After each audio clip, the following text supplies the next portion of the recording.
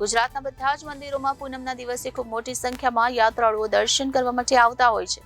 યાત્રાધામ ચોટીલામાં પણ દર પૂનમના દિવસે ભક્તોનું ઘોડાપૂર ઉમટતું હોય છે.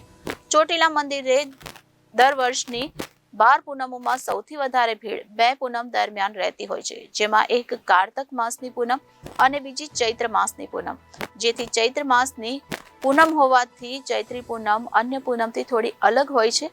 આ પૂનમના દિવસે ગુજરાતભરના અલગ અલગ શહેરોમાંથી ખૂબ મોટી સંખ્યામાં ચોટીલા ખાતે દર્શનાર્થીઓ દર્શન કરવા માટે ઉમટી પડતા હોય છે. પૂનમ પહેલાના 8 દિવસથી જ બગોદરાથી ચોટીલા તેમજ ઉત્તર ગુજરાત તરફના વિરમ ગામથી ચોટીલા સુધીના નેશનલ હાઈવે તથા સ્ટેટ રોડ રથ સાથેના પગપાળા સંઘોથી ઉભરાઈ જાય છે.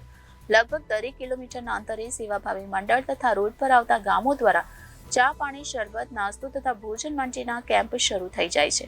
રોડ પરના ખેતરવાડીના માલિકો ખેડૂતો પણ પોતાના ખેતરમાં પગપાળા સંઘોને રાત્રિ રોકાણ માટે તેમજ દિવસ દરમિયાન આરામ માટે પોતાની યથાશક્તિ પ્રમાણે વ્યવસ્થા કરી આપતા હોય છે. ચોટીલાને જોડતા આસપાસની ત્રિજ્યાના દરેક રોડ રસ્તા ચૈત્રી પૂનમમાં 8 દિવસ પહેલાથી જ ભક્તિના રંગે રંગાઈ જાય છે. ચોટીલા ડુંગર તળેટીનો રોડ ચૈત્રી પૂનમના આગલા દિવસથી 24 કલાક સુધી પગપાળા સંઘોને યાત્રાળુઓથી ધમધમતો રહે છે. ચૈત્રી પૂનમ હોવાથી મંદિરના દ્વાર રાત્રે 1:30 વાગ્યાથી જ દર્શન માટે ખોલી નાખવામાં આવ્યા હતા અને 2 વાગે માતાજીની આરતી કરવામાં આવી હતી. હાઈવે પોલીસ ચોકીથી તળેટી સુધીનો રોડ પગપાળા સંઘો દ્વારા ઉડાડવામાં આવતા કંકુ અને ગુલાલથી એકદમ લાલ ગુલાબી રંગનો થઈ ગયો હતો. ચૈત્રી પૂનમના દિવસે મંદિરના ભોજનાલયમાં માતાજીને લાપસી, શાક, રોટલી તેમજ દાળ ભાતનો ભોજન પ્રસાદનો મોટી સંખ્યામાં ભક્તોએ લાભ લીધો હતો. ચોટીલા પોલીસ દ્વારા પણ ટ્રાફિકની સમસ્યા ઊભી ન થાય તેમજ યાત્રાળુઓને કોઈ અગવડતા ન પડે તે માટે હાઈવે તળેટી તેમજ ડુંગર પર સઘન પોલીસ બંદોબસ્ત રાખવામાં આવ્યો હતો.